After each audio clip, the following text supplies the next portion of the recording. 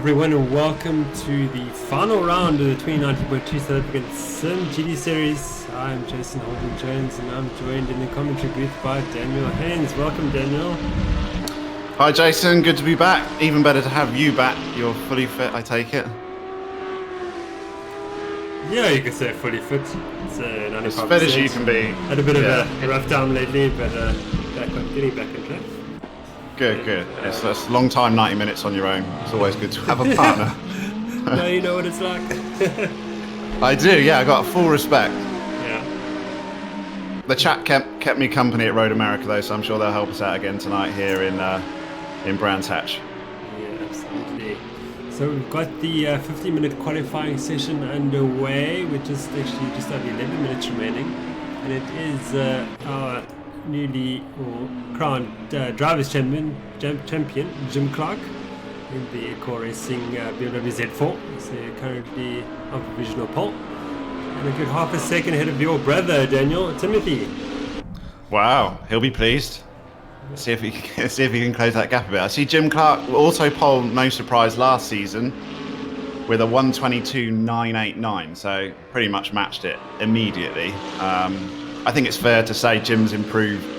He's been one of the most improved drivers this season. And he's the one person that didn't need to improve. But yeah, respect to him. He has certainly got quicker almost every single round. Yeah, I know. Be forgiven in thinking that wouldn't be possible a season ago. But I think, everybody's taken a big step forward. And so Timothy in second position there, and then Bashir Jadwat then third, not far behind. Just a tenth of Timothy Haynes. Peter Calden is doing well there in fourth position in the Red Line Lamborghini. And news coming out of the Red Line garage that this will be their final team under the banner Red Line Racing. Some problems signing up for races with that famous Red Line Racing team name. Yeah, a bit unfair, I think. They were probably using it first, to be honest, but it's just maybe one of those things. It's quite possible. Yeah. And so I think what's going to happen is this really going to be a name change as far as I understand. I don't think the team will actually stop functioning. No, and I'm sure we'll get some nice new liveries to go with it, so a bit of a refresh maybe. Yeah, so just, I think some sort of rebranding there for Peter Calden in his outfit. They got some pretty dedicated sim races. I can't see them going anywhere, so that's good, hopefully. Yeah. So who else has been quick on the time? Have you seen any times over the weekend from practice? I haven't been on the To be honest, no, I haven't actually. Okay. I'm seeing... I know Langevelt's, he was setting sort of 1:23 deads earlier when I signed in, so he's one to look out for. He was also second in last season's event at Brands Hatch. So I would be expecting to see him up there. Jadwat was quicker last year as well, so I'm sure he's got a bit more time to give. Yeah, there he does it just then, 1:23.0, so he certainly had a bit more time to give. Yeah, while Jim Clark goes the full second clear of the field. No, it's not a second. Oh, it's only, 4/100ths of a second. So yeah, no, that's it. Jadwat just popped in there. You can forgive me for just jumping ahead there and thinking it's a second quicker. But, I think maybe you still got a bit of fluke. Certainly, Jadwat's right up there, so it's great for this evening's prospects. Yeah, because it's a difficult track to overtake on. Very tight, isn't it? There are not many long straights to drag, and where there is, you're into a sweeping bend where it's real risky to get side by side. So track position will be very key here over compared to Road America last time out we saw, which was a little bit easier. The overtaking section you're talking about is where Nick Hutchins has gone through now. Often you'll see cars trying to go around the outside of another around there, or the inside, of course. And Hawthorne, isn't it? It's not ideal. You've got to be a brave man, yeah. Yeah. We'll be watching the track limits, I'm sure. A lot of corners you can cut quite heavily, but if you get on that grass, it'll pay. You'll pay for it eventually. So anyone that is thinking of cutting a lot of corners, it'll knock you out at some point, I'm sure. Yeah, well, you talk about track limits. In fact, there are no track limits enforced on this track. There's no real need to, because if you go off the circuit, you're going to go off in a big way. So, yeah, but if you start taking a little bit too much in the second sector of the lap, you get a couple of wheels on the grass. Often you'll lose more time than you gain. Yeah. There we go. Jim Clark into the 122s. What do you think the world record time for a GT3 car is around here in real life? Take a guess. You probably already know. Take a guess. I don't know, in fact, the record. I'm going to say... As co-commentator, I thought it was good that I know a few random facts to launch out there. I'm going to say it's a 22.8. It's not. It's a 123.2. Wow. 120. So basically, Jim Clark, he should sign up for the Blancpain series because that was 2015's track record in the Audi R8 team. 123.268. Well, the drivers at Blancpain series should sign up for simGT. That's where the better drivers are. They could play second fiddle to Jim Clark. Just joking. And lap record, overall lap record, my favourite as a kid, Nigel Mansell in a Williams Honda in 1986 when they had the F1 here. 109.5, so substantial speed.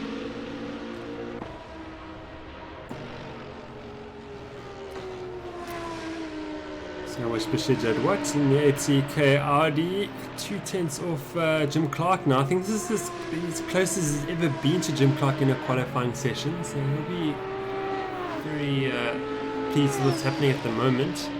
Can he snatch pole from him? That's the question. Of course, Chad Watt's always been strong in Brands Hatch, so he probably does like it. Lish is also up into third place, very good, and on 23.4. Oh, he's not going to get a faster time doing that. I think a bit of miscommunication there between the ATK Ghost Works drivers. Should have pulled rank there, Chad Watt. Just tripping over each other there. Watch now, Devon Lisher in the old school Red Line Racing Mrs. Benz livery. Just a throwback to a couple of seasons ago. Yeah, looks good in yellow, doesn't it? It does. Nice and striking.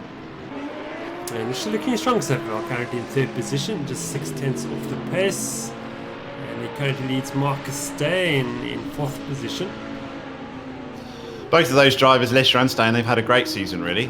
Always consistently at the top. I think both of them would happily say they've improved. Wesley Ferrant as well, also up into sixth position, 123.5. It's great. I think his first race was Road America. He had a little bit of a mishap at the start. Got tripped over again by a teammate. Went right to the back. Yeah, that's quite brutal as well. Just the two racing movies coming together. It was sort of unbelievable to watch. Wasn't a good one, for sure. So he'll be trying to avoid teammates tonight. If he can do that, he looks like he could finish quite high up. So that's good to see him.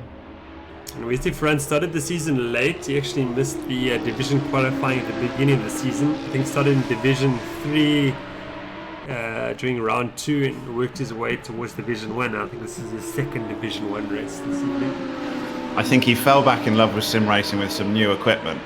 Okay. He bought my steering wheel. Okay. It was the lucky Silverstone winning steering wheel, so I expect him to see him right near the top of the table. Is that steering wheel, apart from Jim Clark's, is the only wheel to win a race in Division 1 this season. So I have to say, I've got Jim Clark written on my T-shirt. I'm a full Jim Clark fan tonight. I want to keep that stack going. But yeah, if Jadwat can give him a bit of a push, that would also be nice to watch. Well, the Ghost Works Audis together, 3 and the 4 in fact. Jadwat just preparing his tyres for another run. Hoping to not trip over a teammate again. Let's see what incredibly tight in the midfield, isn't it? I mean, I'm looking at Nick Hodgson thinking, well, I'd expect to see him a little bit higher, but if he gains a couple of tenths, he jumps 5 places.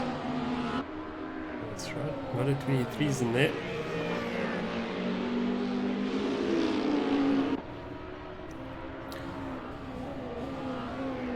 Of course, this is the Division 1 race this evening. We've got Division 2 and 3 races on a Wednesday evening. And in fact, the entry is open for Division 3. You can enter for free and come and get a taste of what South African simGT racing is like. A bargain for free. Yeah. I'll be queuing up, I'm sure. Yeah. We've got a number of new drivers coming to join us on Wednesday evening. So, new listeners or viewers out there that want to give it a go, you can find the race thread on our forum at simracesa.co.za, and if you go to the Ready Road to Season 2020.1 section, you will find the GD3 round at Brands Hatch, which is in fact the Division 3 race for SSMGT. We got a slightly smaller field for Division 1 today, have we? 16 drivers, but it's quite a tight track, so it's probably not a bad thing, to be honest.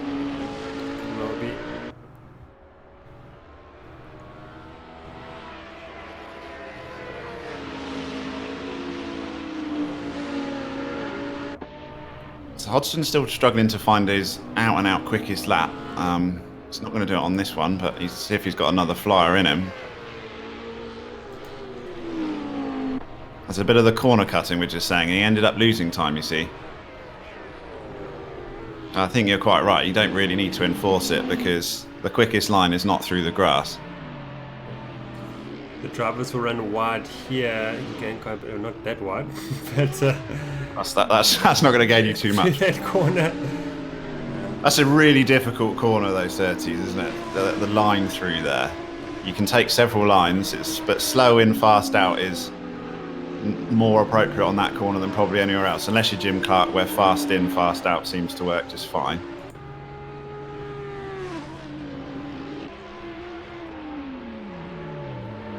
What Devonish can do now. Quicker he's on his delta at the moment, looking for a 1/10 of a second. Needs 4 of them to beat Jadwa to second. Yeah, he's just got a little bit of a gap there compared to the rest of the field, isn't he? So you're looking for major gains. But 2 wide there from Lesha. He's in fact aborted that lap with 20 seconds remaining in the session. Jim Clark's still going for it. Jadwat's called it a session. Who else is running? Stephen Sparks in 10th position. Langeveld's not had a great... He's still out on track. He's not had a great finish. He would have expected to be much higher up. So he will finish in 7th. Not going to improve. I think that's about the session done. Here comes Lawrence Sterner. He's going pretty quickly. As I Still said, got a lot of laps to go. He's down in 12th position. Looking for something special now. Again, Lawrence had a superb season so far. Well, it's the last race. He has had a superb season, hasn't he? He's been very consistent. Probably one of the most improved drivers, I think, for sure. I would say, just off the top of my head, I think he's the most improved for me. Yeah, I would agree. Yeah. I think obviously working with Jim Clark, he struck up a good partnership there. It's helped him no end. Yeah, he's been absolutely fantastic in the GP series as well. Really yeah, also giving, untouchable. Jim a good run for his money a couple of times. Yeah. Okay, while we get ready for the formation app, we're going to have a short break of about just a minute. Don't go away. Bye-bye.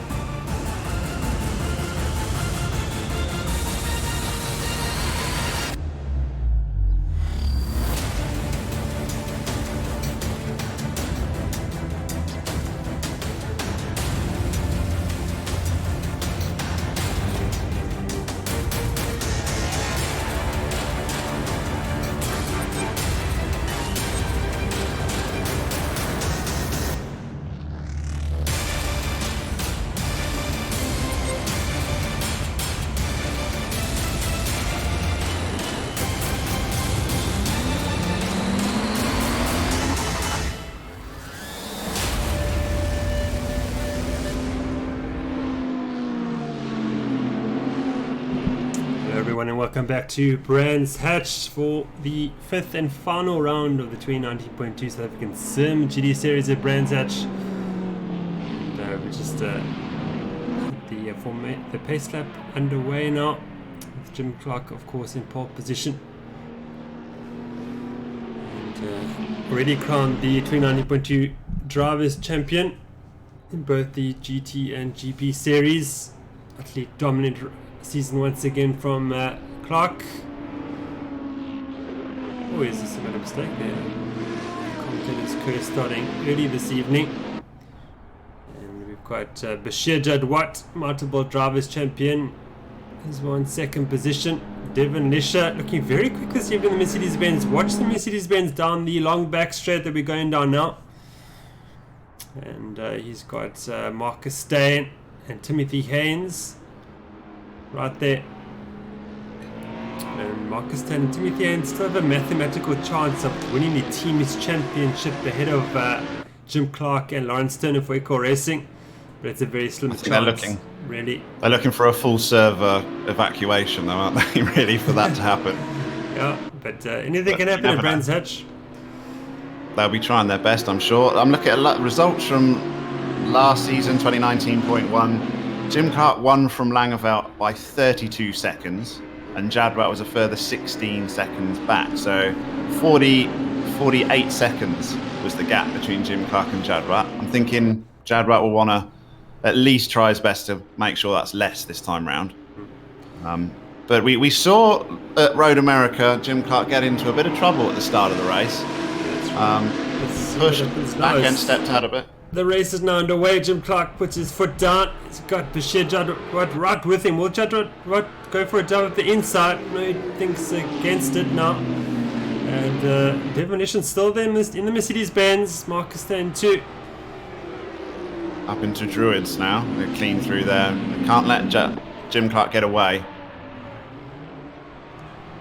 So far, the field has got through cleanly, I think.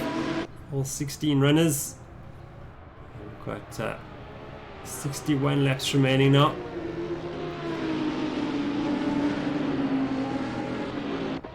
Can Jadwat creep up to the back of that BMW? But Clark's got the legs on Jadwat for now. Marcus Steyn under pressure now from his teammate Timothy Haynes. What are they going to do?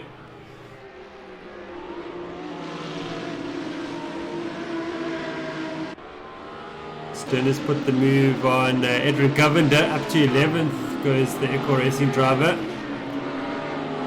Stephen Sparks in the McLaren looking good there in 10th position.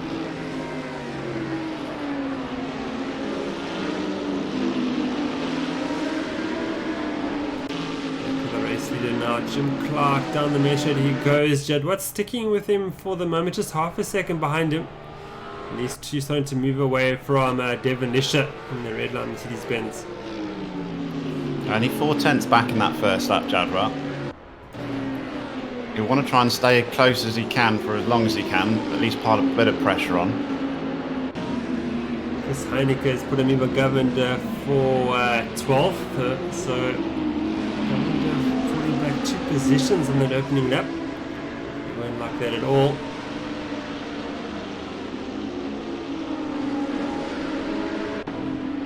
Heinike's run wide. Here comes Govender back at him. Almost 3 wide now. Jonathan Bent's there too in the ATK Audi. Side by side on the back straight now. Did Langeveld get past Ferrand as well? Because I thought he started in 7th, so he's up into 6th. He's definitely one to watch because I don't think he managed to get a clean qualifying lap because he was down on his times. I think you're right.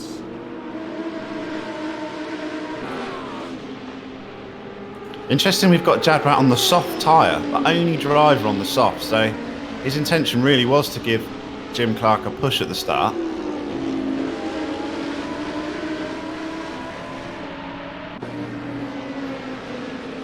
Jadwat's just throwing everything at it at the start. Yeah, you might as well, haven't you? Yeah, okay.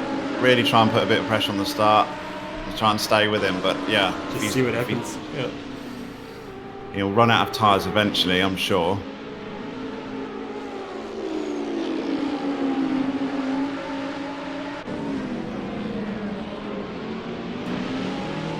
So quite a big train here. It's Langeveld leading the train. Now under pressure from Ferrand.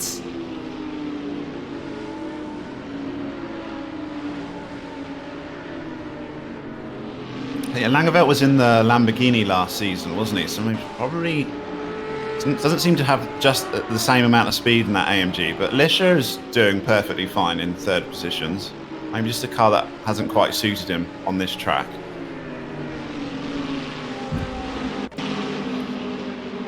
Because he took quite a convincing second place last time out in the Lambo.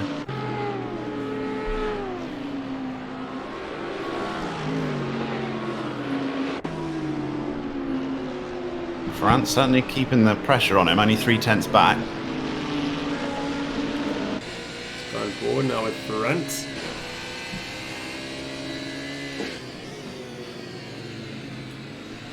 The strengths and weaknesses of the two different cars. This is a track of the season where you really got to wait for a mistake. You've got to be super, super patient. Don't try and force it. There's not many places. Maybe up here into Druids is one place, if you get a good run, that you could possibly put a dive bomb up the inside. But not many others on this circuit. So Hodgson's made an error, ran very wide turn 1. He's lost a number of positions. He falls to rejoin behind Governor now. Clarson's must have had an issue as well, because he's fallen right off the back. 8 seconds back in 16th. Yeah, I think they've probably come together. Yes, something's happened there. Yeah. Staines just getting close up behind Lisher, moving more towards the front. Only 8/10 behind Lisher. I suspected the AMG wouldn't be truly suited to Brands Hatch, but Devon said he was very much enjoying using it around here and managed to make a way to make it work. Found something in setup that's got him up into those top places already.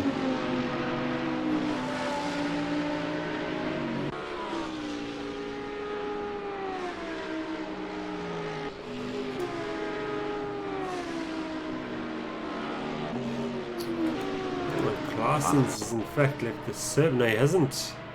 He's bouncing around a bit, isn't he? He was in last place, then 11th, now he's back again. Maybe he's having a bit of network issues. He's got a smashed up Audi R8, so he's definitely seen some action. Just watch his ping rates. Looks okay for now.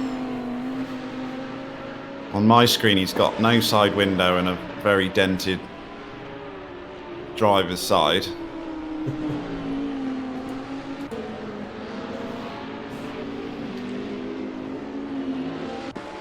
Lawrence Sterner now, chasing down Steven Sparks.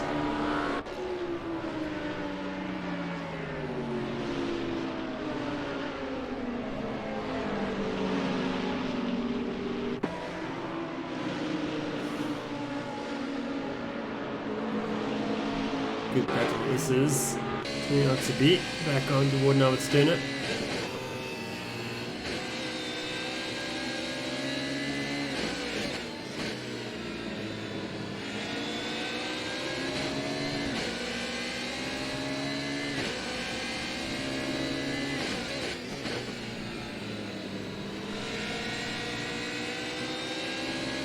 Just a bit exiting the Clark curb, turn 9, down Brabham straight we go now.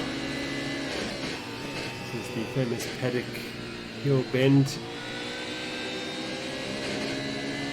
Sterner certainly looks like he's driving within himself, doesn't he? I think he's might have the speed here, if he's just patient.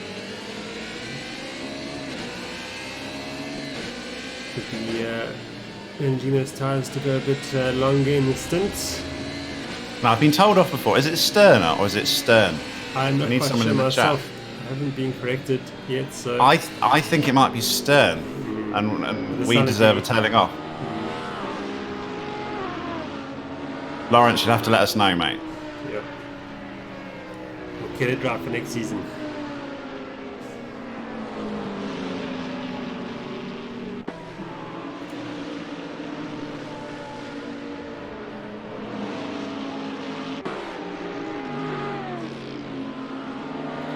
Side by side here.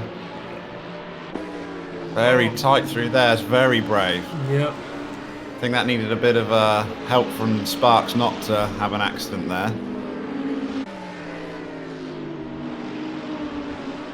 A lot of respect being shown there between the two drivers. And I think, as you pointed out there, Daniel, I think Stephen just pulled aside and just held the brake pedal a bit longer than he normally does. Yeah, close your eyes and count to 1. Brake later. Yeah. Daniel Ricciardo would be proud. So Ferrand's got past Langeveld, I see, up in 6th from 7th. So there's a pass we missed there. He was putting on pressure and consistently behind. So Wesley's having a great race.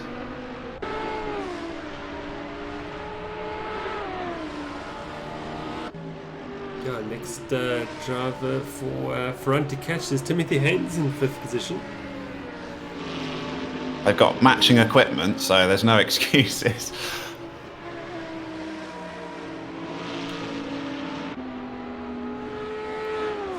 Oh, Hodgson's right up behind Govender, or he was, and then suddenly drops back.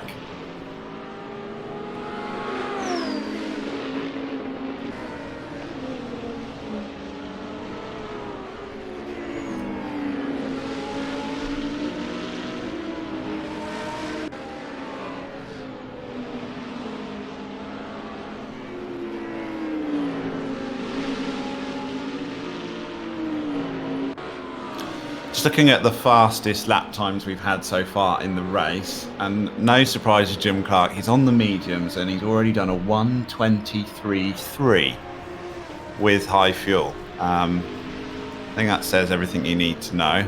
He would have qualified about 3rd or 4th at that time, wouldn't he? Yeah. So even with the soft tyres, unfortunately, Jadwat, he did everything he could to put pressure on, but the gap's built to 4.5 seconds in 9 laps, and Jadwat's going to then run up against a lack of tyres shortly. It's probably only going to grow, unfortunately. We have to watch the gap between Jadwat and Lisha and see if it comes down. It's now in 2 seconds. Yeah, with Jadwat's tyres on the softs running out and Lisha on the mediums, could get a lot tighter towards the end of the stint, because still plenty of laps to go before you'd expect a pit stop.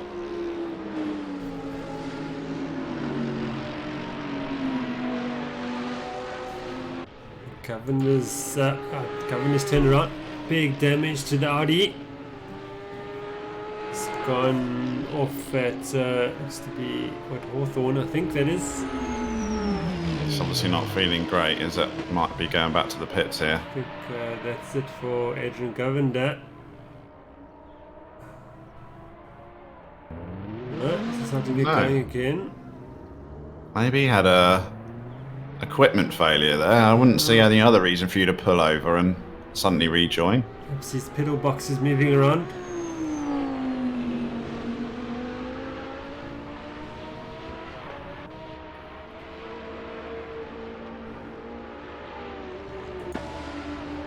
So everyone seems to have settled into their positions a bit. Yeah, Ferrand and Langeveld's the only sort of gap under a second on the track at the moment.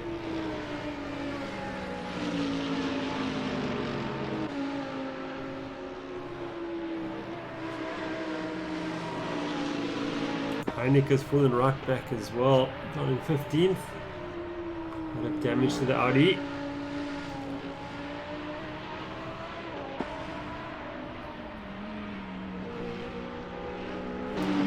Oh, some other cars off now.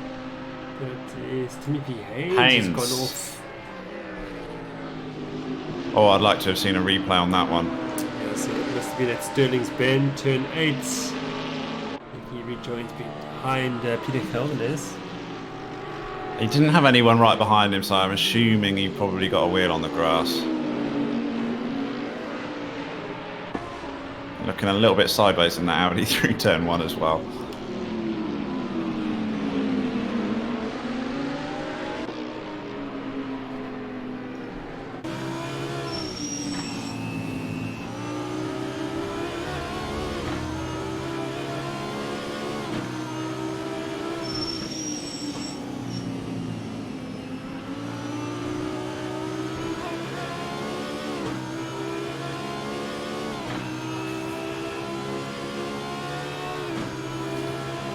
Heineke into the pits.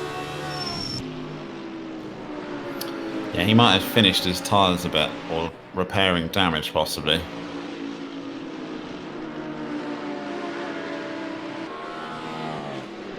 Haynes doesn't look like he's got any damage on his Audi, so I think he probably just pirouetted on one of these corners, cutting a bit too much on the grass, would be my guess. Jadwat's dropped back to 4th. Nice. And he's pitting, so... Oh, he hit the wall as well. Pit entry. I think he's had a spin, hasn't he, I think? And the tyres are probably cooked, which is why he hit the wall. Not sure why he'd drop back 2 places otherwise, but here's maybe the problem with choosing softs. He's only managed to last 12 laps. I'm pretty sure he'll come back out on the mediums. Keep an eye on that one.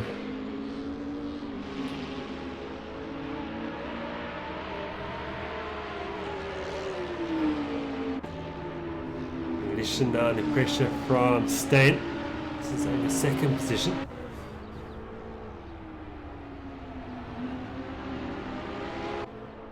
Jadwat now rejoins in 14th position behind Claessens. And he has gone on to the mediums, yeah. So fair play to Jadwat. He pushed everything he could to try and give Jim Clark a bit of a race by going with the softs, but it's not really worked out for him because he's had to drop back now. See, he'll be doing a longer stint though than everyone else on these mediums. I'll be surprised if he can get him to the end of the race though.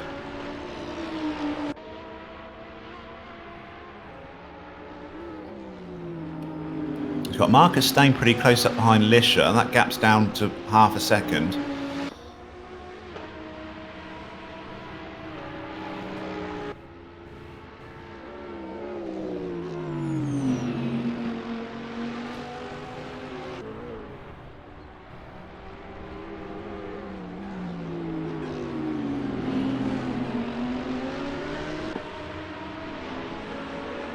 Staying very wide, exiting Druids. Gets away with it. Seen a few Audis with issues, haven't we? Most of them Ghostworks as well, so that setup they're using possibly might be giving them a little bit of an issue. I'm not sure whether they all use the same though, to be fair. I think Marcus and Tim might be on a different setup. I know Jadwat often drives a setup that no one else can. It's not necessarily all on the same.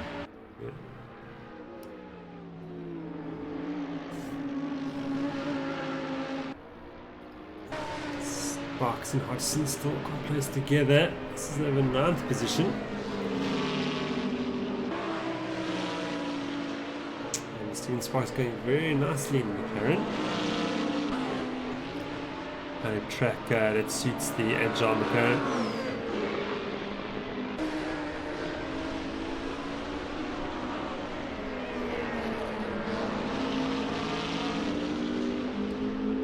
Yeah, I would have thought the McLaren would be awesome around here, even with the BOP figures. So good on cornering.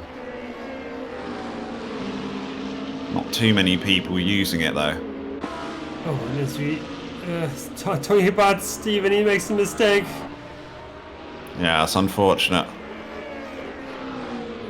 Here goes Hodgson, but Hodgson makes a mistake too. Again, runs wide. Wow, he had the pass done, didn't he? He didn't have to do anything there. Just outbraked himself. Sometimes you spend a bit too much time looking at the guy in front running wide and you go and do exactly the same. That's right.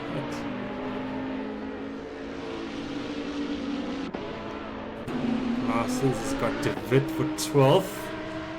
Up the inside Druids.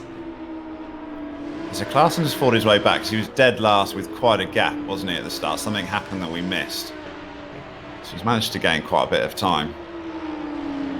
Langevoort and Ferrand are basically in a battle for the whole of this first sector. They're very close together, but have been since the start. Swapped places already once, but they've jumped places with other people's misfortunes. So they're 4th and 5th. They've moved up quite a few spots. Governor's left the server. First retirement of the evening. Pretty sure that might be equipment failure, mightn't it? It looks suspiciously like it.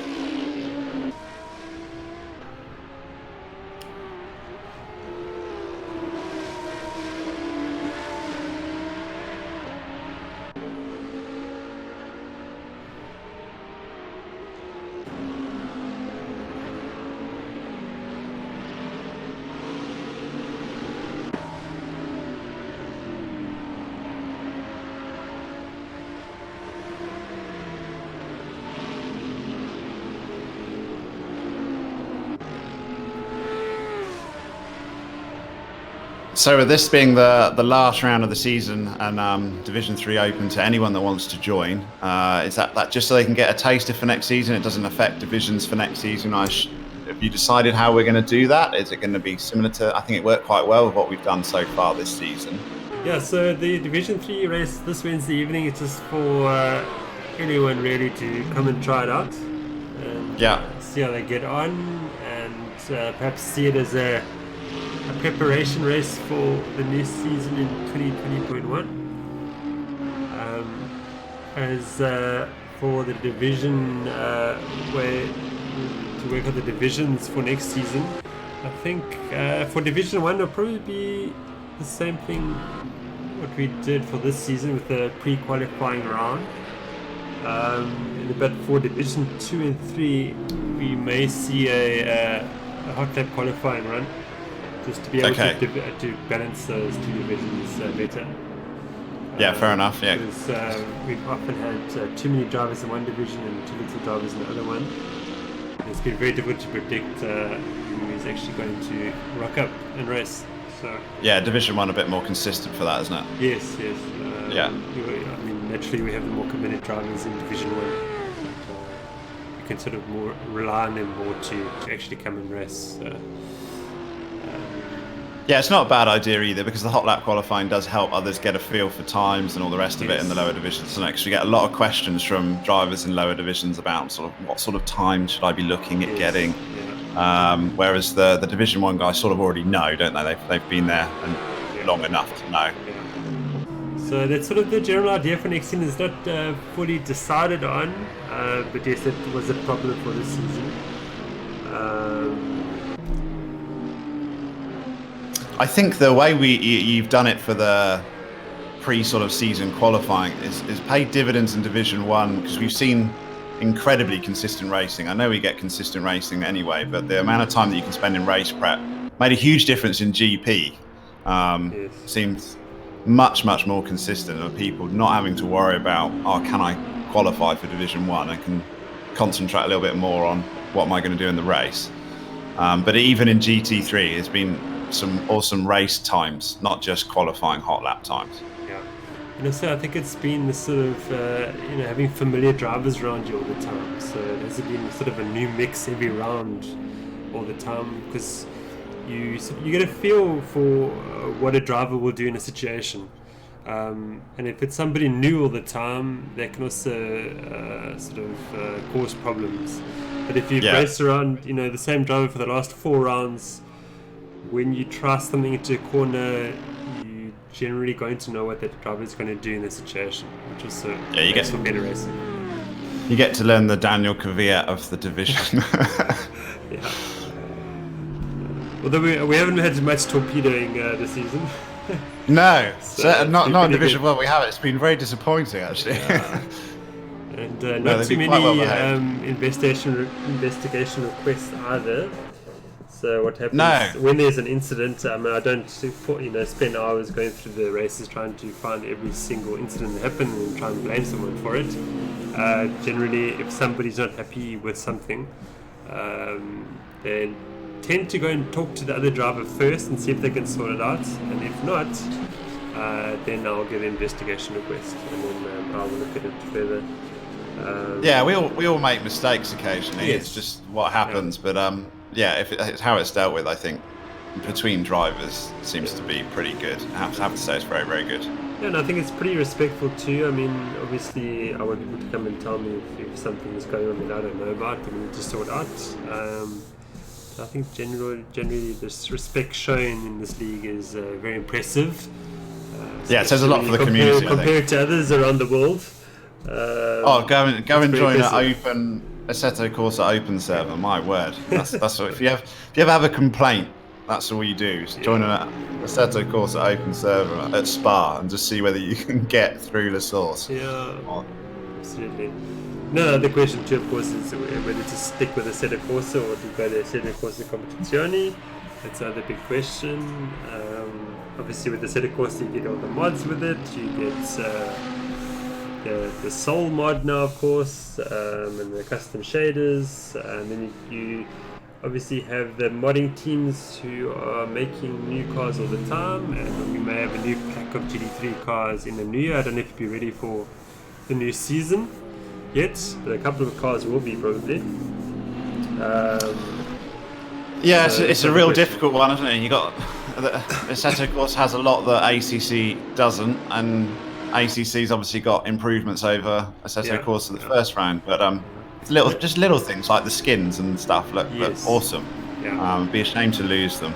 Yeah, both have plus and minus points of both sides. The one point that Assetto Corsa, of course, with the modding, all that you need to, if you have someone new coming to sim racing, yeah, it's difficult to explain. They've got to get Assetto Corsa, all the DLCs, and then they need to organize all the mods. So your soul and all that stuff. It can get very complicated.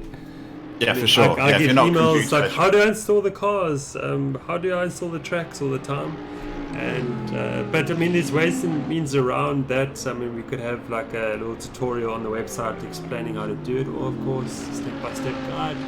It would probably go a long way to sorting out that problem. We'll get Ryan back behind the camera doing a video for us.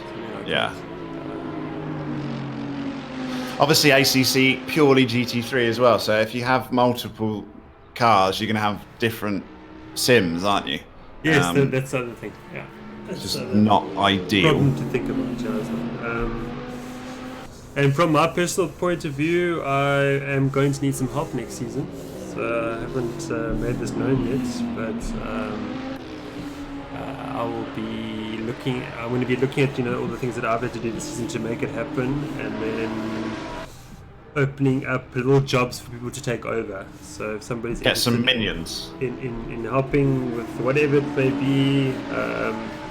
Keeping on top of the new mods coming through. I just don't have the time to keep on top of what Racing Studio is making all the time, or IER, or any other modding groups. And we have people at SimRacing that they love doing this, and they're already posting on the Discord channel all the time about the new cars coming through. Blah, blah, blah. That's fantastic. But I sort of need people to go and sort of test those things out and see if it's something that we can introduce. And how would it affect the league and that type of thing. I think getting more won't be short of involved volunteers in league management as well. So I'm going to be looking at all the things that I do to make it happen, and then sort of breaking up into little roles, and then advertising those roles and see if people want to come and help. So I think we will get a good response for that. So. Yeah, you'll get plenty of willing volunteers, I'm sure. That's good community for that. I think so. Everyone's welcome to help each other out, aren't they? It seems to be. It's nice to see. Absolutely. So Stain's really piling on a bit of pressure to Lisha. Under half a second the gap. I think he's just going to be happy to sit there and just wait for a mistake. Yeah. Only 20 laps in, 40 laps to go. Oh, Stain's pushing extremely hard. You see the back of the Audi moving around. Squirming a little bit. Under power. It's a fantastic battle between Lisha and Stain.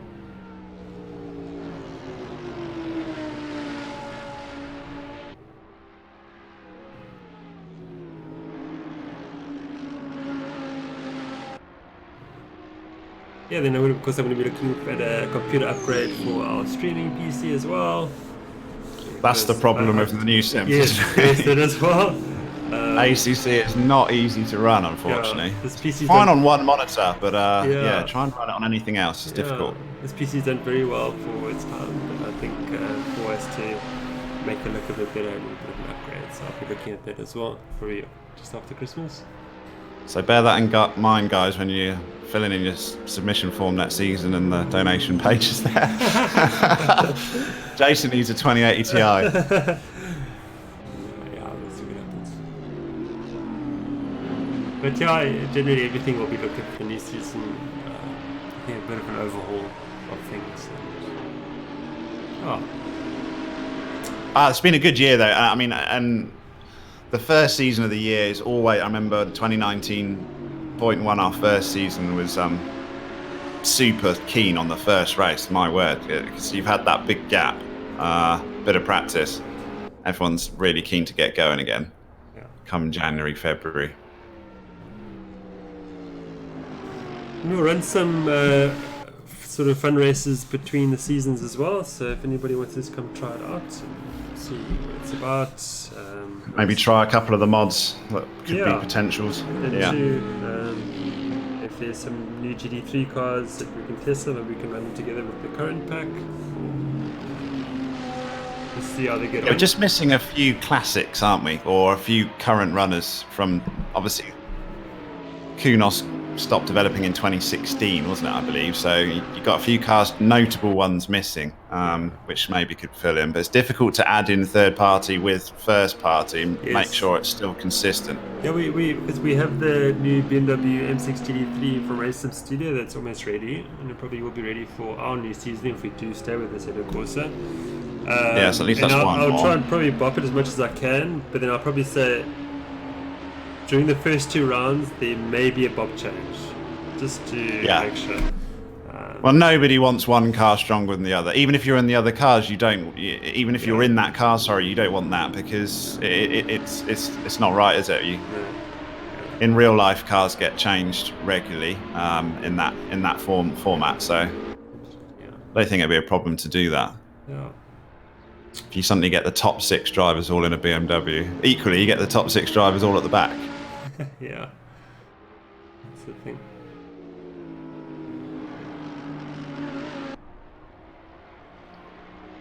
Hodgson's right up behind Sparks now, 2 tenths. He's going for a move. Keep your eyes closed here. Around the outside. Sparks pushed very tight on the inside. Wow. Very clever, yeah. This is what you spoke about before the race started. Courtesy of Nick Hodgson, that's how it gets done. Yeah, he wasn't messing around there. Nice move. Ooh, Sparks pushing, trying to get back.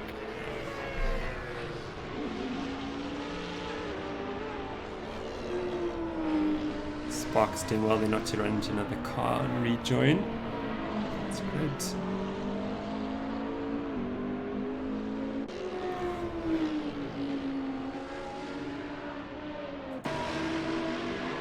Yeah, that's really the only other battle on track at the moment, isn't it, Stain? But he's been there consistently for about 10 laps. And Lisha's not blinking.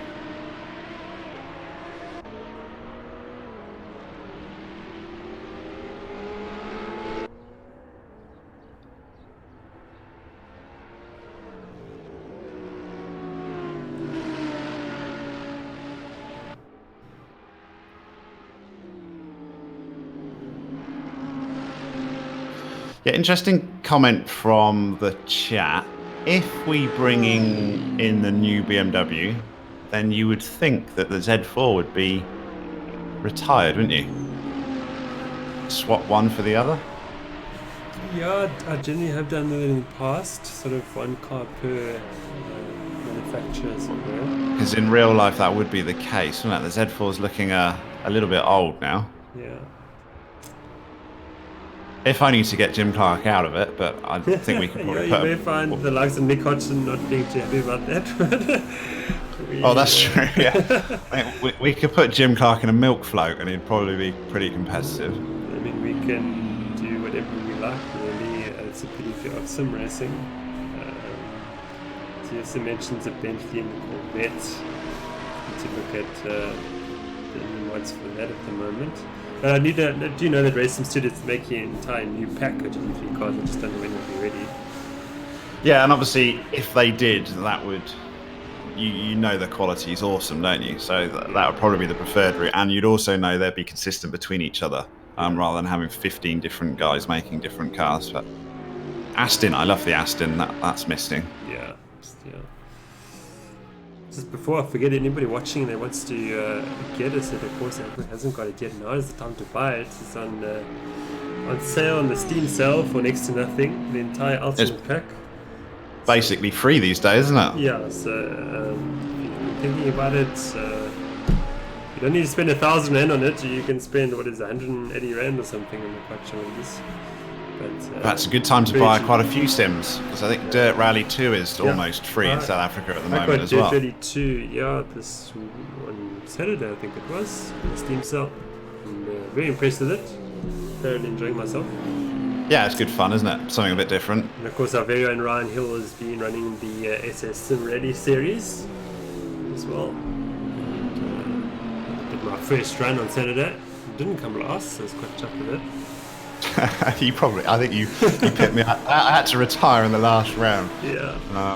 That was a painful one. Finished the one stage. Ironically, with three. it was three me punctures. pushing for 4 stages as well. Okay. We only have 3, and I said, "Can we have 4? Can we have 4? If we had 3, I would have won the. I would have won this week. I messed up the 4th stage. Never mind. It's getting quite a lot of support. It's good. I think just something for a little bit of a change. It's no arrive and drive sort of thing. Just pitch up and have a go. You can sort of have a go when you have time in your day. Yeah. Not really a set time to have it, or just sort of during the week when you got a time. Makes a lot of sense. Again, that's a hard game to run. I've just bought a new graphics card, hoping it'll improve that one. Okay. Seems to be a bit of a nightmare, especially in VR. Just sort of, I've got everything right down at the moment.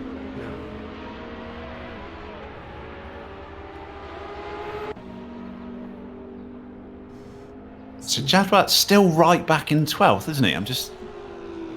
Obviously, he's got a pit stop ahead of. He's got his pit stop done, but I'm thinking he's going to need another one regardless. So that really not looking like that first stint on softs did him any favours whatsoever. No, I think you're right. He just gave it his all at the start to try and get ahead of Issa. Yeah, he might as well. Yeah. He might have been on a much lighter fuel load as well. Probably really enjoyed watching from the sidelines that dice with Issa, with Clark and everybody else when Clark ran wide at turn 1. Yeah, we saw a chink in the armour for the first time the whole season in Road America, but he kept the pressure on staying and got it back in the end. Surely we've got some team orders here. Come on. Yeah, Jonathan, those went wide there. There's no point fighting.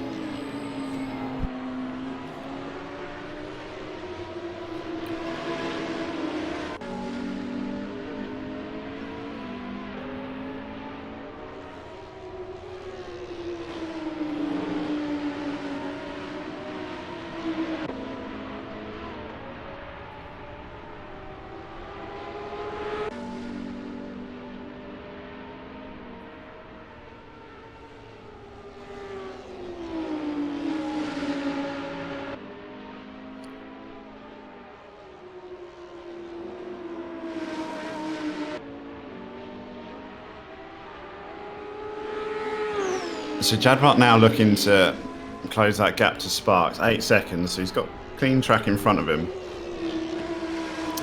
And we'll be expecting to see some pit stops in 3 or 4 laps. Everyone on mediums will be piling into the pit, so he'll get right back up into the positions that he was expecting. It's just how long he can keep those medium tyres working.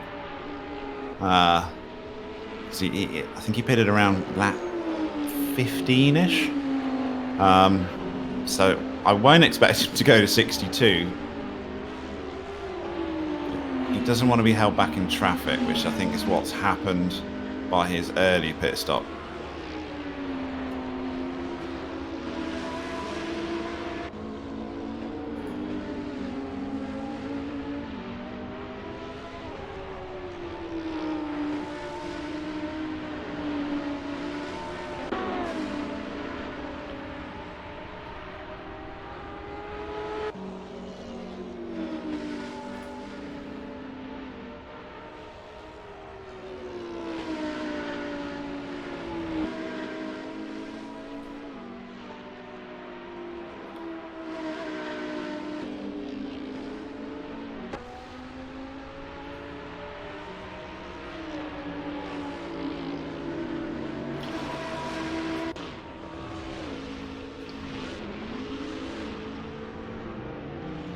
So Hodgson's had Sterner for 8th position.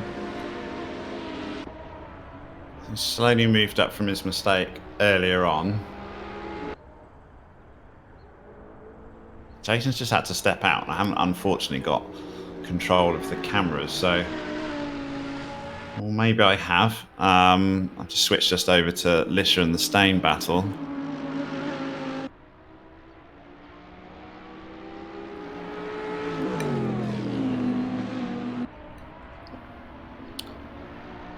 So Stain's going to be keeping an eye on Lisha. Just coming up lap or two, we would expect them all to start piling into the pits. Seeing whether you can get a pass made via pit stops, either go a lap longer or maybe drop a lap shorter and do the undercut. I think undercut's hard when you're refueling. Preferable to go a lap longer, but that's only if you've got fuel available, obviously. But certainly we would expect him to come into the pits in the next lap or two.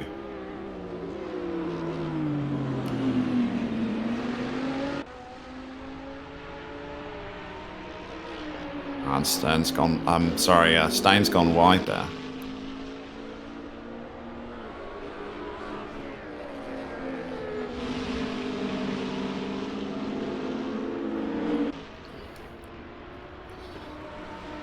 Sparks has managed to close up to Stern in half a second. Jadwat's already, we were saying that gap was 8 seconds. He's got 3 of them down already, so he's definitely a man on the move now. He's cleared his traffic. We'll be waiting for the pit stops.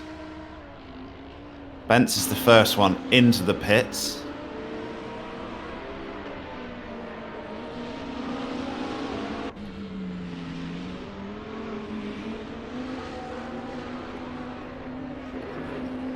DeVitt now joins him bang on lap 31. So this is where we're going to start seeing everybody piling into the pits.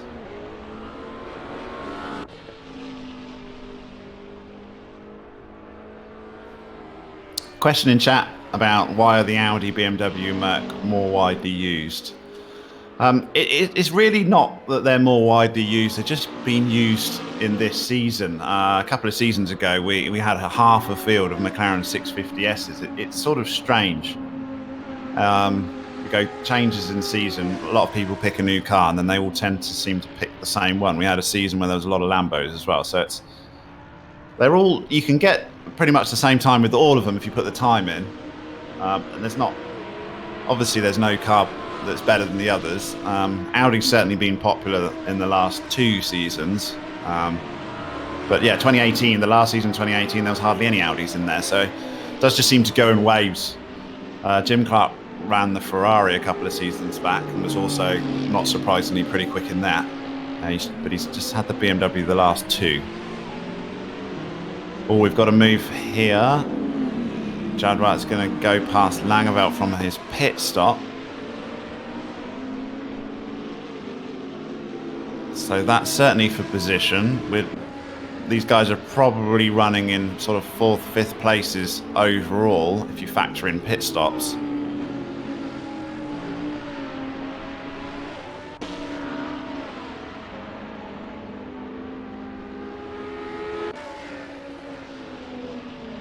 And if you take the Porsche, you want to get some lessons from Bongi Mabida. There's the quickest guy in a Porsche GT3. It's a very difficult car to drive in Assetto Corsa. It has a bit of a different driving style about it. Nice and fun though, so you'll have great fun in Division 3 in the Porsche. So here's the pit stops then. Lisha's in, Farron in, Geldenhuis is in as well. So who's going to be the winner in the pit stops?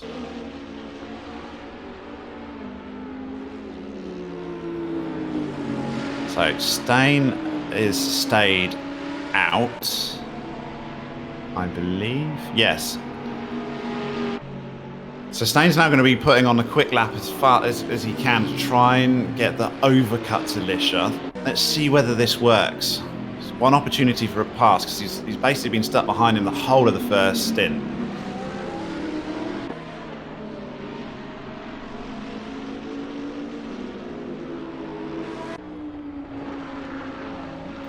Lisha's actually come out behind Sparks as well, so he's stuck in traffic.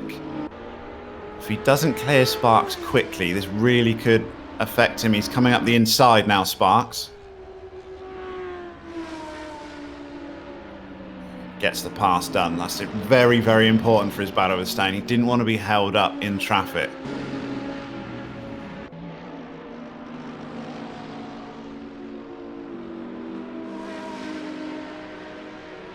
we've had a spin here. Langeveld spun in 10th position. He's lost 3 places. And he's got a bit of damage on that Mercedes as well, struggling. I think the tyres might be pretty cooked. Lost another spot.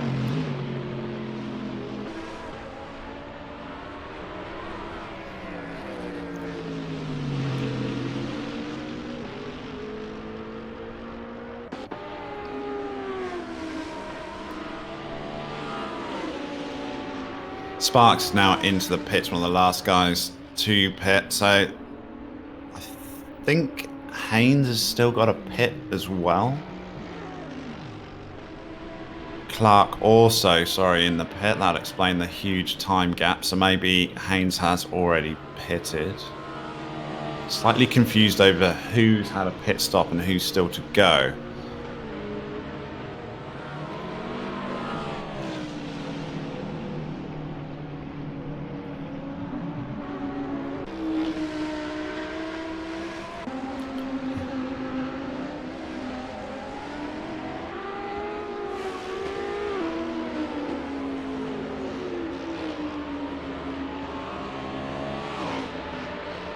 So I'm pretty sure Haynes still has to pit because he's out of position in 2nd place. Steyn and Lisher have pitted and have swapped places. So Steyn managed to gain time during the pit stops and is in a net 2nd place when Haynes pits. And Jadwat, the earliest pit stop, has obviously moved back up to where he should be.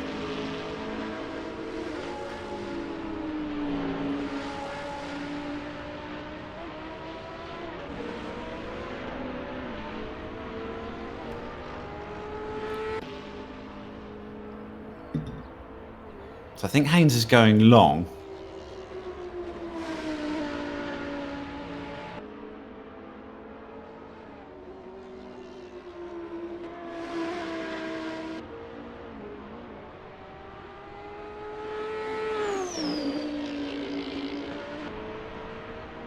But the advantage he's got is he's in clear air on his own. So if you can put some quick laps in, he can gain places on his net position.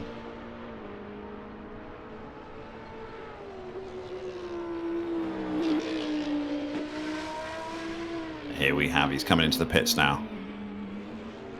We'll see where this puts him. I think he was maybe in sort of 5th or 6th position.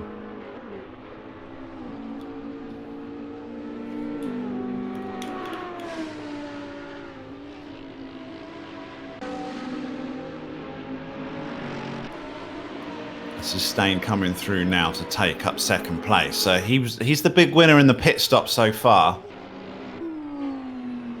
Not only did he get past, he's got a gap to Lisher. So Lisher was really held up in traffic during his pit stop window. That's not helped him whatsoever. He's lost 3 seconds and he was in 2nd place, holding Steyn behind within half a second. So 1 extra lap Steyn took has worked dividends for him.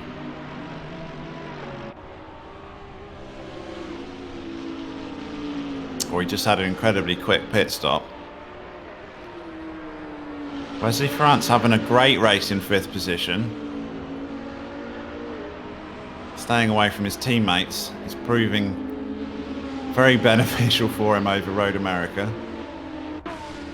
Jadwat's now back up into 4th, but I think that soft stint he did at the start it certainly cost him. He tried everything he could, but he's going to be fighting now, just trying to get back up into 2nd where he probably belongs on pure pace.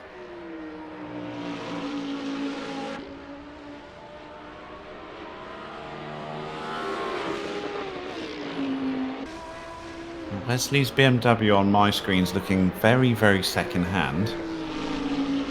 She scrapes up the driver's side and rear, so I'm not sure what's happened to him. I see on the stream it's not quite so bad.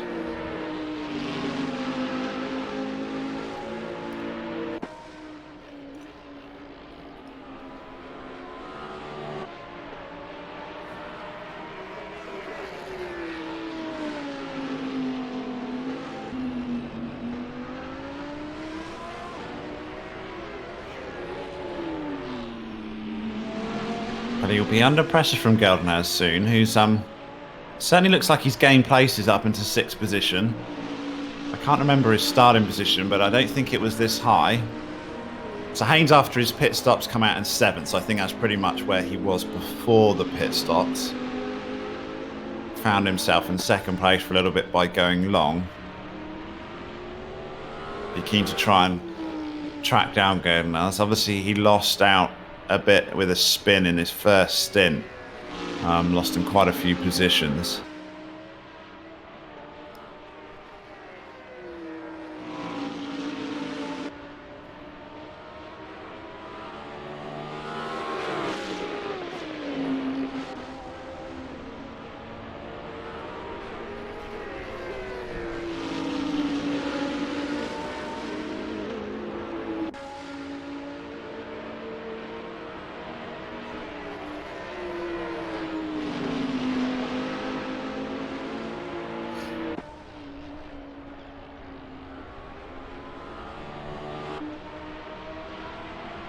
And Geldenhuis seems to be catching Wesley in 5th position.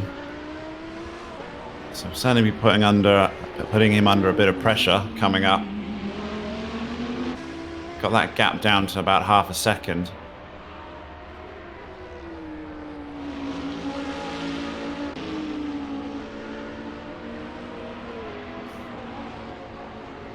A few suggestions in the chat from Xander. I think certainly a few new tracks for next season will be on the cards. Kailami is obviously almost certainly going to be on the schedule, I would imagine. The test session in the road to 2020 season seemed to have gone quite well last week. A lot of people like that track. We are a South African sim racing group after all. So I would expect that one certainly to be on the schedule. Here we now have Geldenhuis putting Farron under a lot of pressure. Gap right down under 2/10. Doesn't want to push it too much. Just want to be patient and wait for a mistake.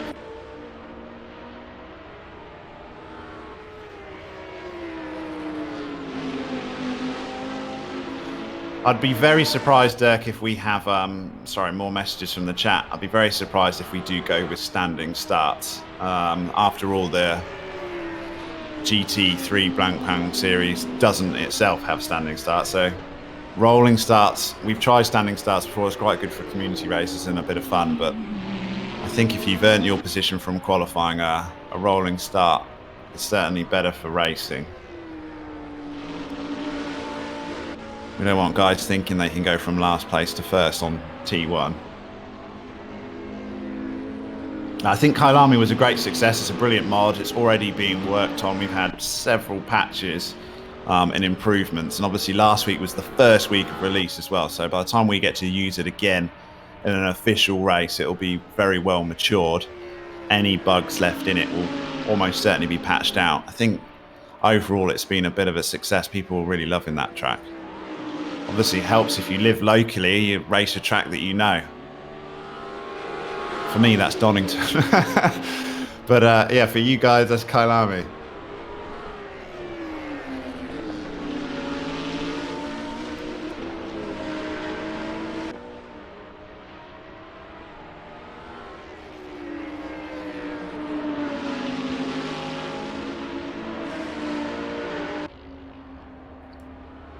So Geldenhuis putting plenty of pressure on Ferrand now. Trying to go around the outside in turn 1 will be a brave move, and it's not advised, and we see it's not worked there. You cannot change your line in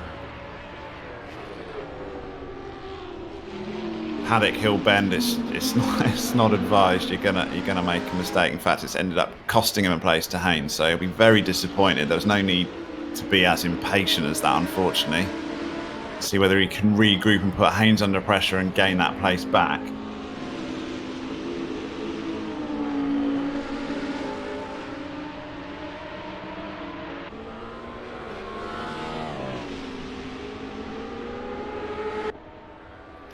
I agree that standing starts do add a bit of drama at the beginning, but unfortunately, even Division 1, we're not Formula 1 drivers. And yeah, you put a lot of work and effort into preparing for a race. If you get taken out in T1, it's just Jason finds himself with 15 race investigations to go through.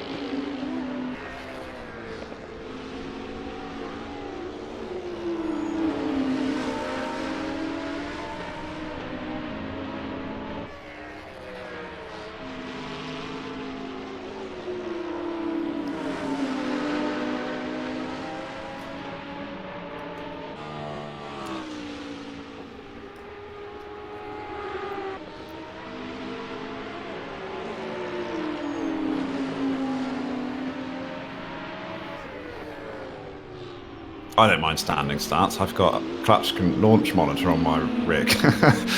But yeah, maybe not so fair for others.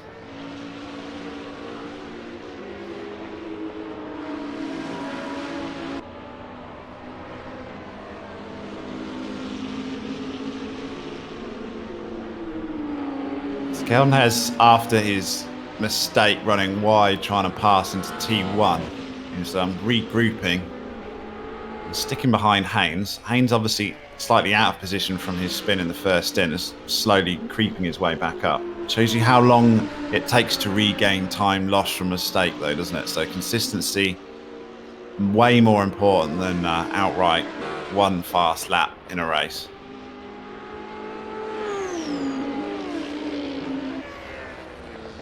Yeah, Xander, I think track conditions and maybe looking to move to the custom shaders pack and Sol, where you can have different time of day, so you can have 7 a.m. starts or 8 p.m. starts, which properly affect track temperature, but also lighting conditions as well, rather than just 1 p.m. race is optimum. Yeah, I certainly think that would mix it up slightly.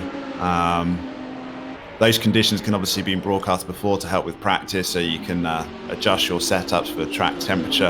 In iRacing, the schedule is announced with each race showing the track start time, and it varies massively. Like 4 or 5 seconds a lap it can do with track temperature in that sim. And also just makes it look a bit different as well, having a morning or late afternoon start.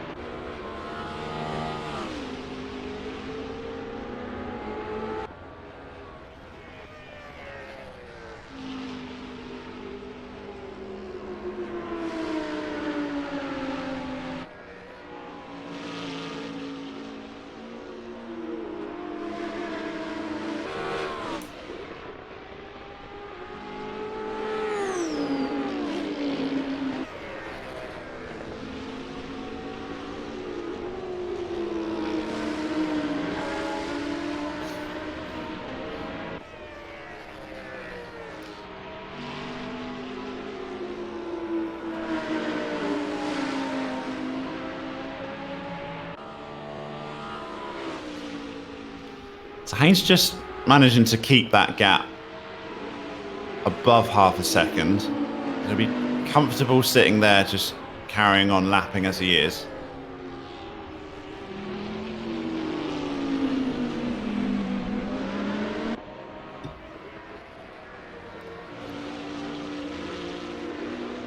As for going back to standing starts, Dirt, I think if you look at the Kailami races last week, it said pretty much everything we need to. We've also done community races in TCRs at Donington. We did standing starts, and although it was a lot of fun, it was probably not advised for a 90-minute endurance race. If we did a sprint, sort of 20 or 30-minute race, sprint session, or 2 sprint races, then 100%.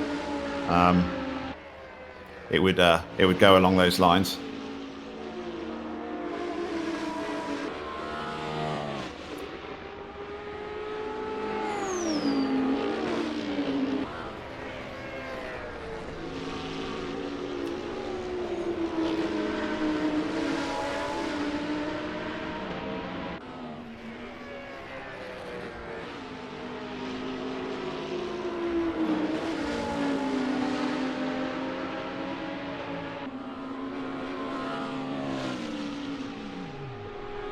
So we've got Jadrat now in for his second pit stop. So he has gone to a 2-pit strategy, 2-stop strategy. So we'll see whether he comes back out on the mediums or the softs. And my screen here is still saying mediums. Yeah, so the softs didn't work out for him at all, really, has he? Because he's ended up doing 2 medium stints and a soft stint at the start just to try and put some pressure on Jim Clark. We will just drop in and see how he's doing. He's got a 37-second lead over Stain in second position. So pretty dominant with 18 laps to go.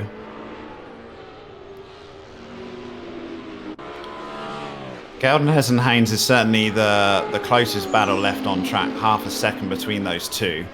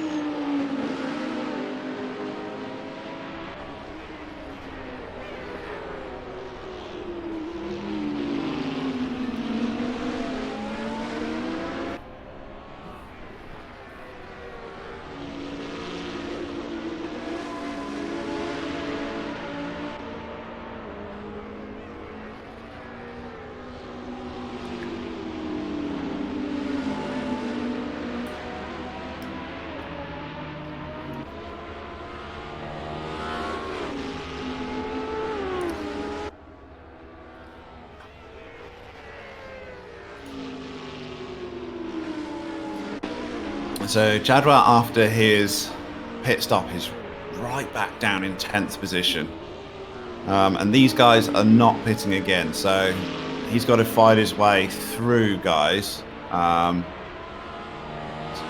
don't think he's going to really be struggling to get even close to the top 5. He's got some big names to pass in front of him.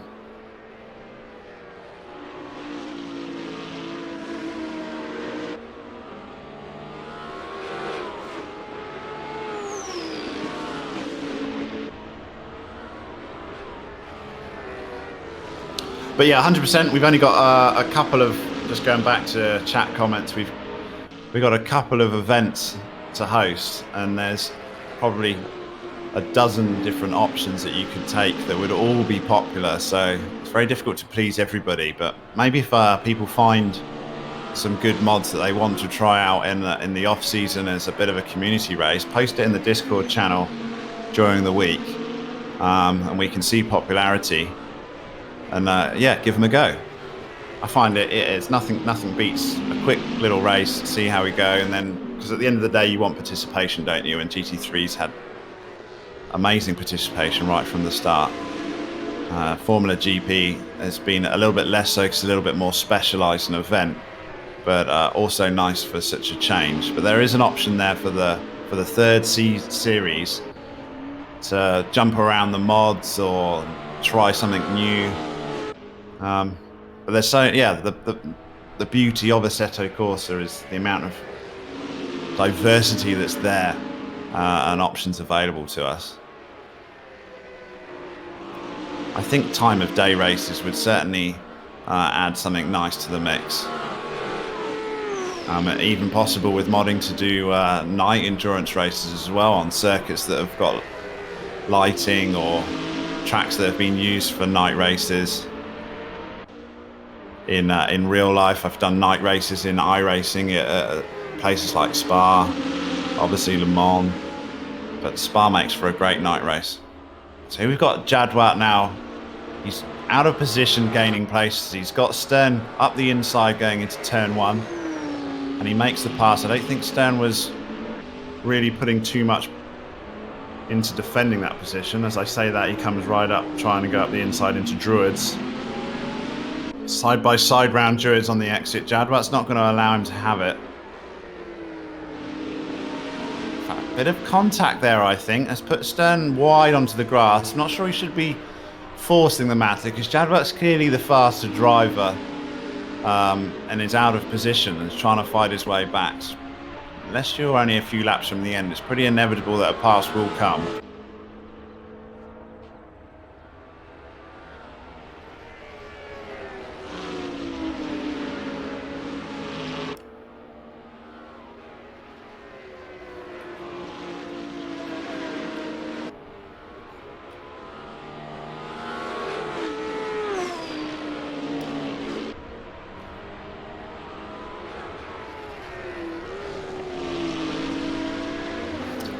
So we've got two DNFs this evening, Claessens and Govender. I think Govender may have had equipment failure though, so we'll have to see what happened there. I'm not 100% sure what caused Claessens.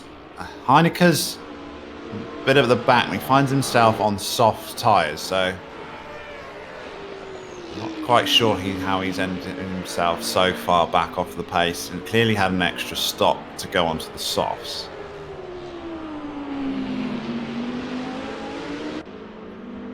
Let's just pop back to Haynes, who has closed the gap behind Wesley Ferrand and is working his way back up. He lost a lot of place in the first stint, taking quite a bit of grass there.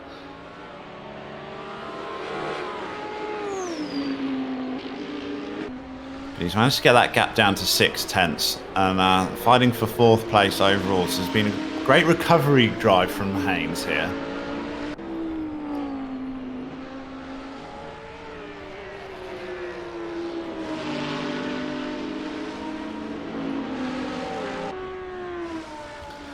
There's a comment from Dirk. I think in the past, before my time, they did do short sprint races in the GP series.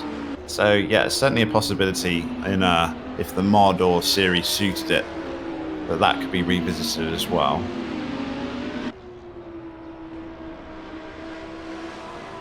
And they have also ran touring cars already in the past as well, I believe. And sort of old classic BMW Merc races. Like I said, the beauty of the Assetto Corsa is there's so many options that it's quite hard just to pick a couple, isn't it? You could pick half a dozen. So Haynes really close up behind Ferrand now. He's really going to be looking to put a pass on. Ferrand's under a lot of pressure. Gap's down to 2/10, under 2/10.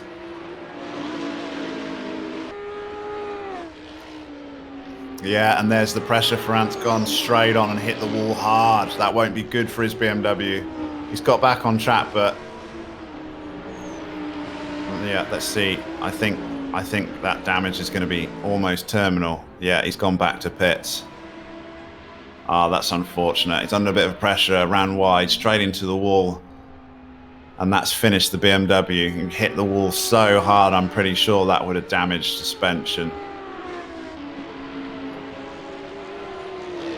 So Haynes got himself up now into 4th place. He'll be quite annoyed with himself with his first stint mistake that dropped his places, but he's recovered excellently to catch back up. Lish has stayed in 3rd for this entire stint, not managed to catch Steyn back up into 2nd place.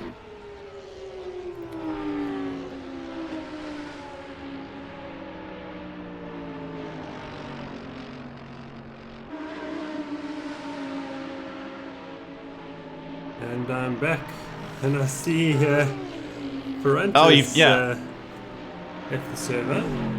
Unfortunately, he just went straight into the wall. He had Haynes 2/10 behind him, put him under a bit of pressure. He hit the wall so hard, I'm almost certain it would have broken his suspension. Had to go back to pits, and yeah, that was the end, unfortunately. He was having such a great race as well. Big pity.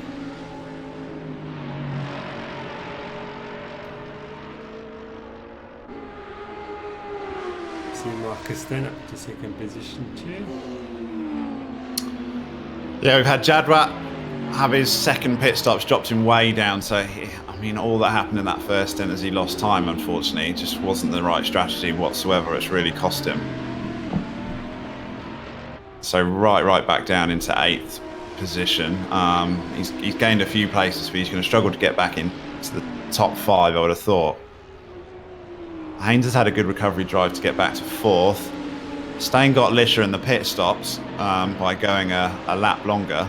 Lisha found himself coming out 3 seconds back, and that gap stayed at 3 seconds for the next sort of 20 laps.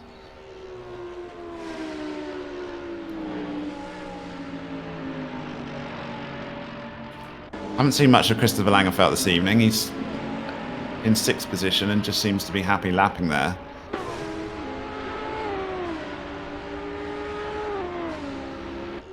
Plenty of suggestions in the chat for all sorts of things for next season. I see one of the suggestions is a standing start. Oh, we've had a good conversation on standing starts. I think the general consensus is we've tried it. Let's not try again. Yeah, unfortunately, when the typical sim racer with a single monitor, you don't have the greatest vision out of the sides of the car.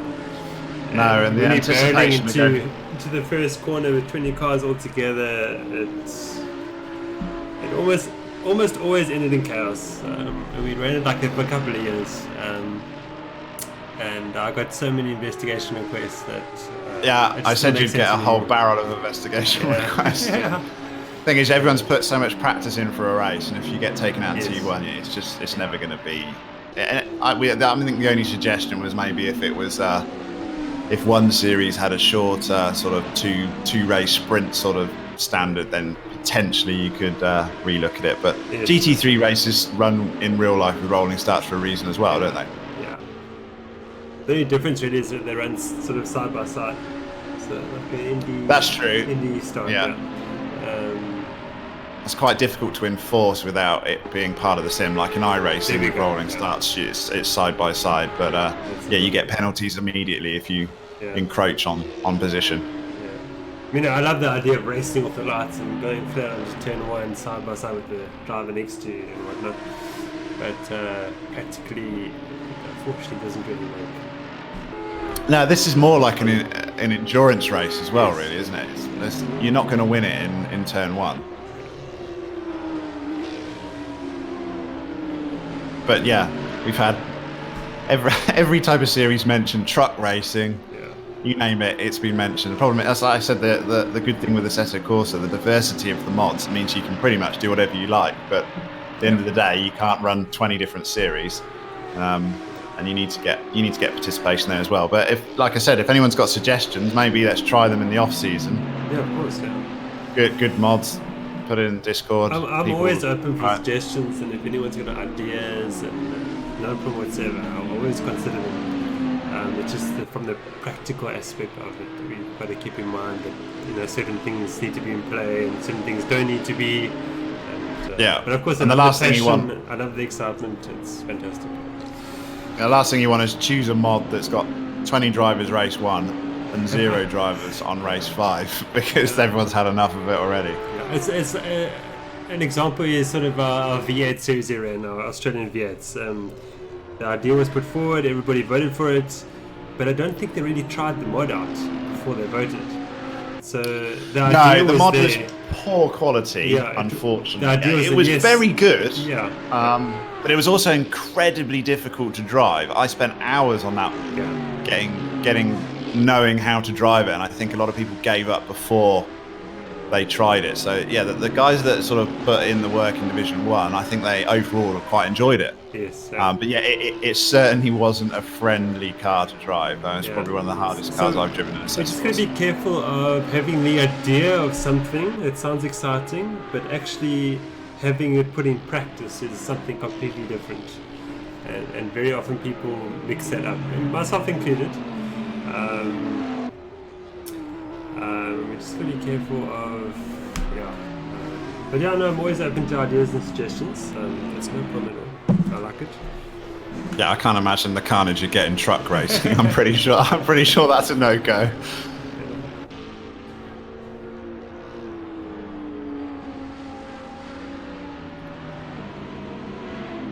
So gaps are pretty much settled and positions quite stabilised at the moment. Not too much movement going on. Unfortunately. Yeah, it is a little bit. Got to say, Clark, 46 seconds. I mean, like we said, he's definitely improved this season because he only won by 32 seconds last season. So, yeah, He's added to it, unfortunately, for a few of the other guys. But yeah, I think Jadwa on purposely changed his strategy just to try, didn't he? So that's a bit unfair to put him down where he is. But he had no choice, really. I think he's had 4 second places, hasn't he? So it was an all or nothing race. Been best of the rest all year.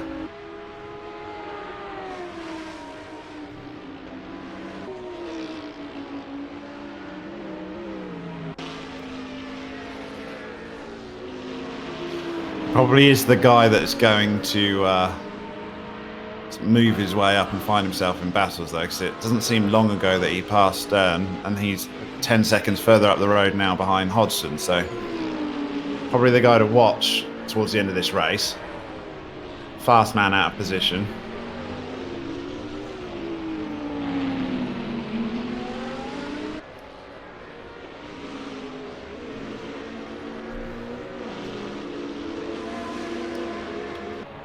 A few guys mentioning go-karting sims. If anyone's tried, was it Kartcraft? It's very, very good fun, I have to say. Great fun.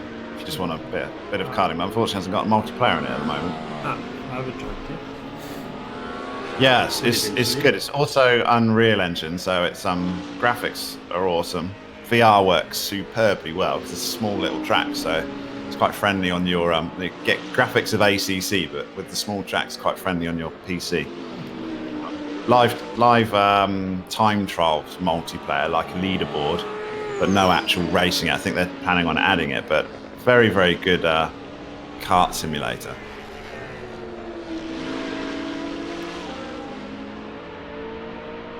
I think R-Factor 2 also has a kart sim in it as well. Oh, okay. I've not spent too much time with R-Factor 2. Some sort of DLC, I think I'm not mistaken.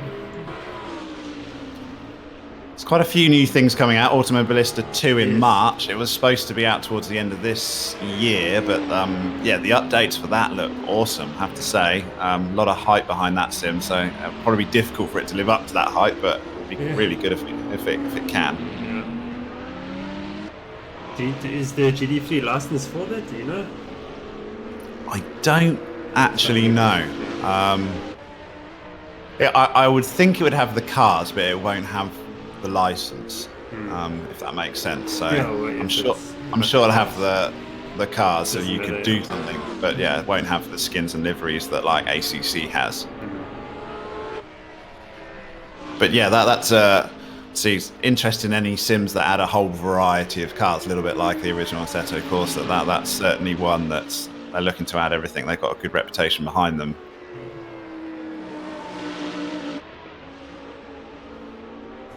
Stradrat passed Hodgson pretty easily. Finds himself with a 14-second gap now, unfortunately. So he's going to be very lucky to find that back in only 6 laps to go.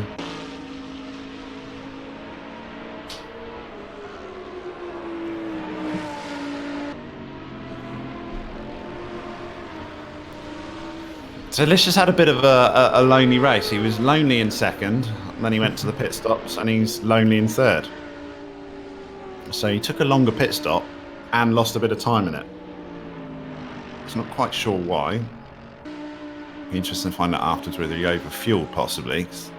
Don't think Stain would have got all that time back, just in a quick lap. So I didn't see Lisha make any mistakes.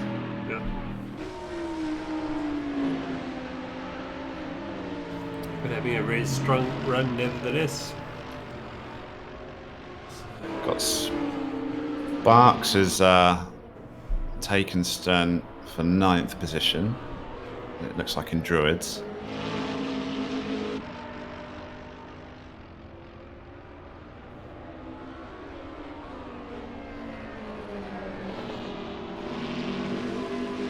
So I'm not sure for the team's championship, but Stern in 10th position. I'm assuming that's sufficient to give enough points. I can just the maths quickly, but I think it would be yes. I think he only needed like a finish in Division 1, really, didn't he, to get enough points to... Obviously, Clark's got 200 points.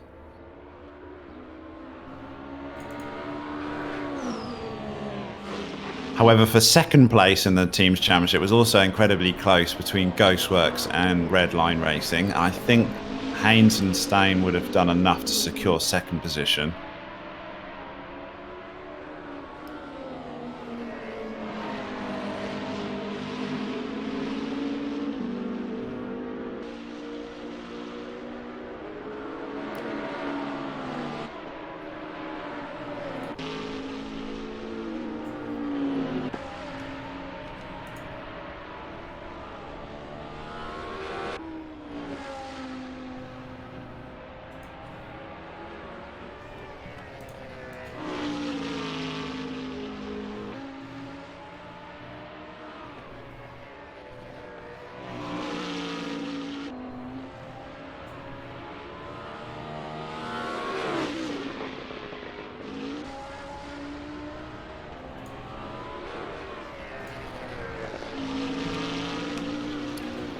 So with only a few laps to go at the end of this entire season, let's just take a moment to admire Jim Clark onboard footage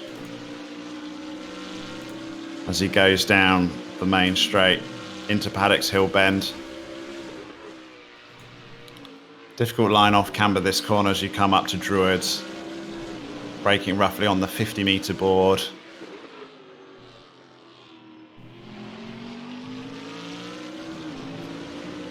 Come down to the Graham Hill Bend, run quite wide here, right out. Well, it looks like you're on the grass, but it's actually like a concrete area before you come to very difficult corner, turn 430s. Exit line is so important here on this main straight. Gain and lose so much time just on that corner. Probably the most difficult corner on the circuit, coming up to Hawthorne Hill.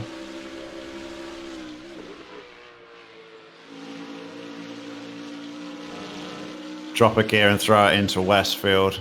Cut as much as you can, yeah, taking a bit of grass, run wide. Again onto that sort of concrete area, past the curb.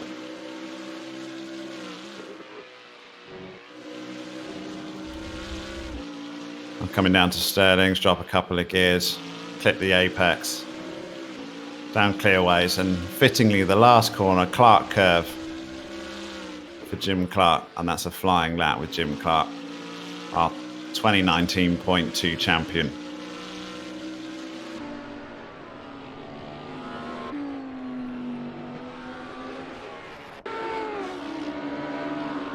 Yeah, so as it stands now, Echo, Jim Clark and Ryan Stern with won the championship by 8 points.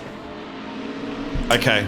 Yeah, it's been very, obviously super consistent from Jim Clark, but he can't do it on his own, so he's had Stern to back him up as well. Incredibly important question in the chat from Wesley Front. What is the choice of whiskey? It is an Auchentoshan 12-year-old for this evening's race.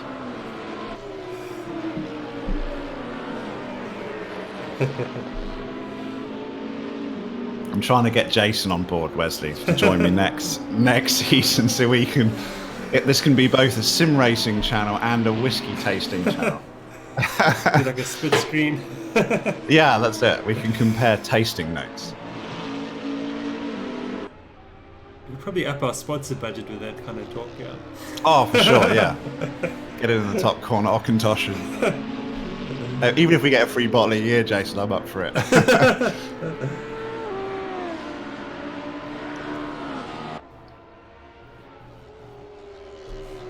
So 2 laps to go for the end of the season. And Jason can have a well-earned rest and a Christmas break. Yeah. You South African bound at Christmas time or staying at? No, not this year. Not this year, maybe next. Do you do any skiing? No. Oh, you're in Germany. You've got to do skiing. Yeah. Okay. I'll be over that way in February for skiing, but I go to Zermatt in Switzerland. Ah, okay. That's cool. Obviously, I'm a purveyor of the cold. I like it. You're probably still getting used to it. I don't mind the cold. It's the darkness all the time that gets me. It's the light. Yeah, it's worse in the You UK. go to work in the dark and you come back in the dark. It's a bit much after a while. Summers are awesome, though. Yeah, proper summer. So let's just gain back half his time. I don't know whether Staines just cruising to the finish line, probably, because he had quite a comfortable gap, but it's down to 1.5 seconds, and it's been 3 to 4 for the entire stint. Dirk Brand commentating, the Division 2 commentators get Bell's whiskey, and Division 3 gets 3 ships. I'm never going to commentate on a Division 3 race. I'd have to be pretty desperate for a Division 2 as well, to be honest.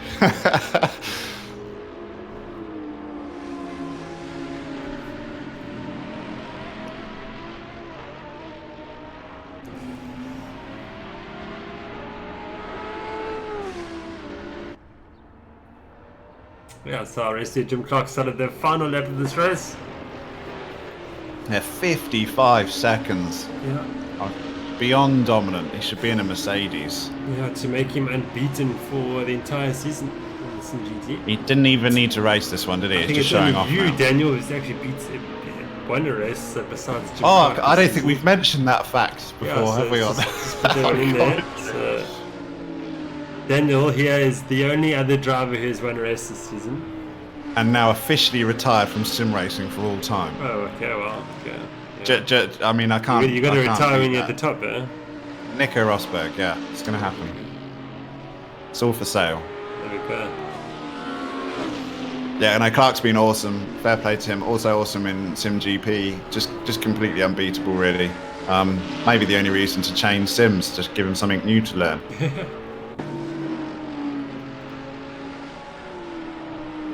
So he comes round Clark corner for the very last time and takes the win here at Brands Hatch.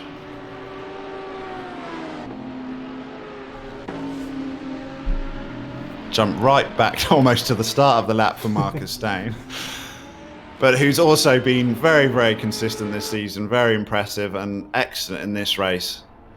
Well worth his second position. Was incredibly patient behind Lisher in the first stint, didn't force the issue whatsoever, and took his opportunity in the pit stops. So excellent drive from Stain, well done.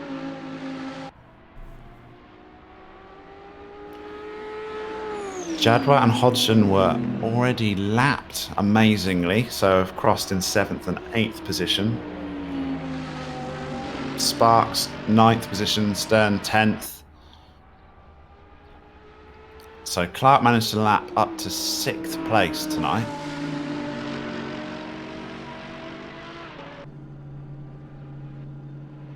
Stain crosses in 2nd position, looks like he's pretty happy with it. Lisher, very, very good drive as well, also in 3rd. Fantastic drive. Haynes recovered from his spin to 4th. I think overall he'll be pretty happy with that.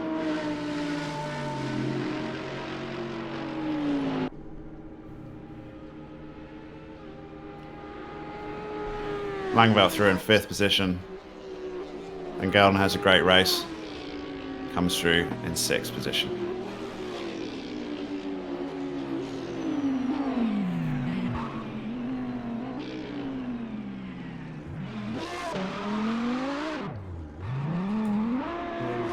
That's a wrap on what will most likely be our final stream of the year, and for the 2019.2 season. And I just want to thank everyone for watching throughout the year, and a big thanks to you, Daniel, for your help in commentary. It's been fantastic. It's been a pleasure. I really enjoyed it, Jason. Look forward to next season. We'll be fresh, I'm sure, come January, February time. Fantastic, thank you very much, and of course congratulations to Echo Racing for wrapping up yet another championship. This time the team's championship for this SSMGT series. Well, from me, Jason Holden-Jones, thank you very much for watching, and we'll be back live streaming, I think probably in the start of February next year with the South African simGT series. From me, thank you very much, and goodbye for now.